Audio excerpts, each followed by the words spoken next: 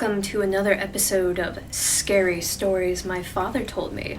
And I am your host, cosplayer charsieluxxx. I am dressed as my original character, the Winter Witch. I'm excited to tell an original story that I came up for this month's theme of They Stir Below.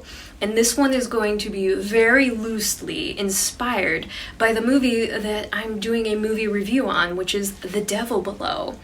So come and join me for The Graveyard's Curse.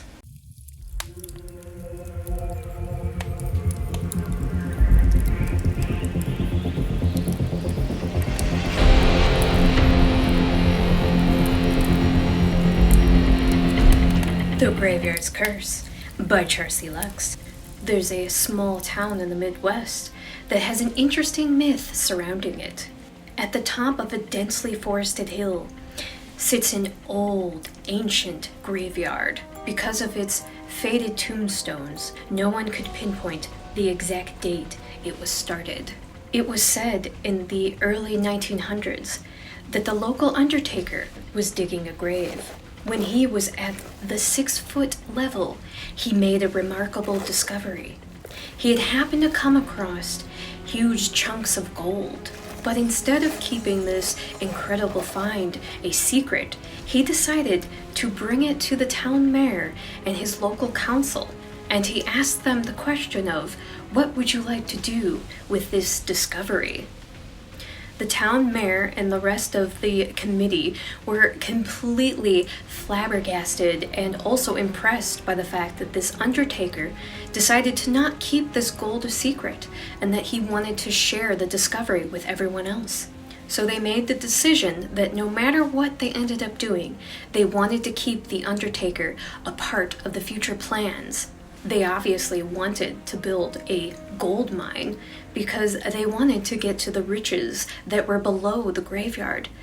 But then they had to go through that whole contemplation of morality of, is it okay to build a mine so close to a graveyard? So they came to an agreement and a conclusion, and the idea was that they would go ahead and they would build this mine next to the graveyard. But almost as if kind of hush money, they told the undertaker that any other gold that he would discover while digging the graves in the cemetery, that was his gold and his gold alone to keep. And that the gold from the mine, that a small percentage, no matter what, would always go towards the town. So there it was. The opening entrance to the mine was built only about a good 20 yards away from this cemetery. But the town was only seeing dollar signs at this time. And only within a short amount of time, the mine became very lucrative. So all thoughts of morality of building a gold mine extremely close to a cemetery was buried away by the fact that the whole town was becoming rich. Not just rich, but filthy rich on top of that. When word got out about the gold in this town, more people migrated to the place to work the mine. Several months had gone by, and the workers of the mine had dug deeper and deeper, and they were quickly finding more and more gold along the tunnels. But they soon had discovered that strange things were happening as they were digging deeper and deeper into the earth. Strange things that they couldn't account for at first.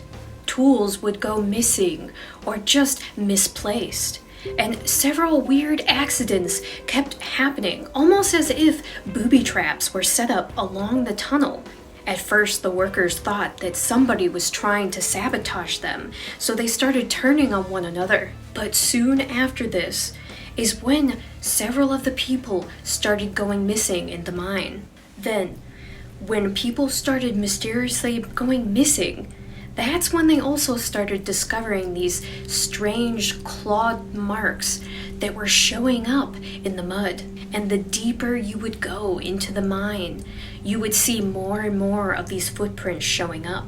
And as the rumors started to fly about the workers going missing more and more, then all of a sudden, the local town folks themselves started disappearing. In the darkest of nights, when the stars and the moon were heavily hidden by thick, dense clouds, was the nights that the townsfolk could swear they could hear strange sounds of unfamiliar animals that they had never heard before. And it was always the following day that the town would discover that somebody else had gone missing. And sure enough, at the houses of the people who had disappeared were these same strange, mysterious footprints that were in the mine. Superstition and fear quickly spread throughout the town. Of course, what do people normally do with a mob mentality? They decided to blame the mayor and the council for creating this mine so close to a graveyard. And they started naming it the Graveyard's Curse. They had decided that the mine clearly was no longer safe, because they felt that the workers had created a gateway to hell, and that these creatures were demons coming to seek revenge on the town, and that they were there to punish them for their greed, and that this gold was blood money and it was dangerous. So the mayor and the committee and the rest of the town all decided to vote on what they wanted to do with the mine. And even knowing what a great loss it would be, they all unanimously voted to close down the mine. Going into the deepest part of the tunnel is where they decided to collapse the tunnels with explosives. Then at the entrance, they made sure that they blocked it away with boards and bricks so that no one else could enter. And sure enough, after the mine was closed away, the disappearances had finally stopped. As the years and decades had passed by, the story of the mine had turned into myth and urban legend for the local town. It felt as if it was only strange fables to tell the children, to scare them away from the area. But to this day, the local teenagers still like to play Truth or Dare up in the cemetery. And in the darkest of nights, when they are up in the cemetery and dare their friends to stand in front of the old abandoned mine. For if you are standing at the mouth of the mine, even on the other side of the rotted boards and the cracked bricks, you can hear haunting growls and moans traveling up through the tunnels. So even though to this day the town knows that the mine is rich with gold, no one dares to reopen it for fear of the Graveyard's Curse.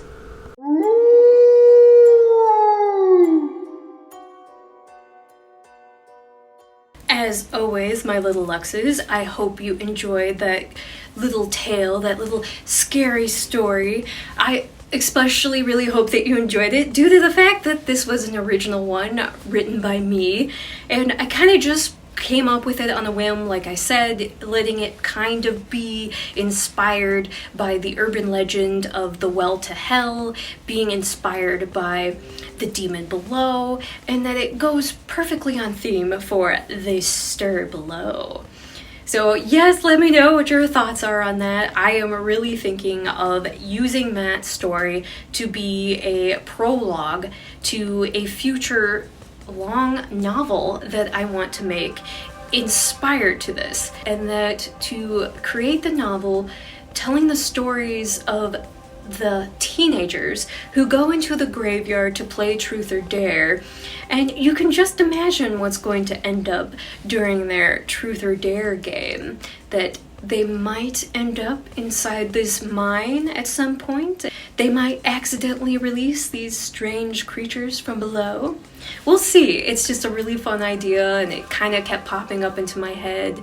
And then my hubby also brought up the idea where going more into depth with it and everything, to also remember to bring back up the Undertaker. He's the one that finds everything, and then after that he disappears from the story, and it's like, yeah, I can pull him back in, but if it's a prologue, you're just kind of told how this mysterious mine first came to be, until where you end up to the teenagers that are going to cause problems more problems for this local town. So yes, thank you once again for joining me here on another Scary Stories my father told me.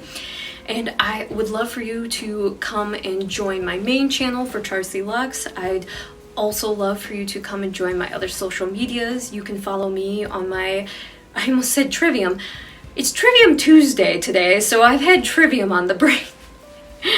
By the time I get this out, it will not be Tuesday because I still have to edit this. But anyway, you can join me on my Twitter or my BlueSky for charsieluxxx with 3 X's. You can join me on my Instagram or Threads for charsie87. And if you would like to help support me just a little bit more here on my channel, please come join my membership for my Patreon. And you can see on the screen my fellow members on my Patreon, and a huge thank you for joining and helping to support me. And please remember that I am the afterlife of the party, but I would love for you to come and join me here in the graveyard for the afterlife of the party. And always remember to slay, subscribe, like, and always be yourself. And remember to love yourself, because self-love is the best love you can give yourself. And until next time, my little Luxes, I hope you have a Luxy Charms kind of day. Bye!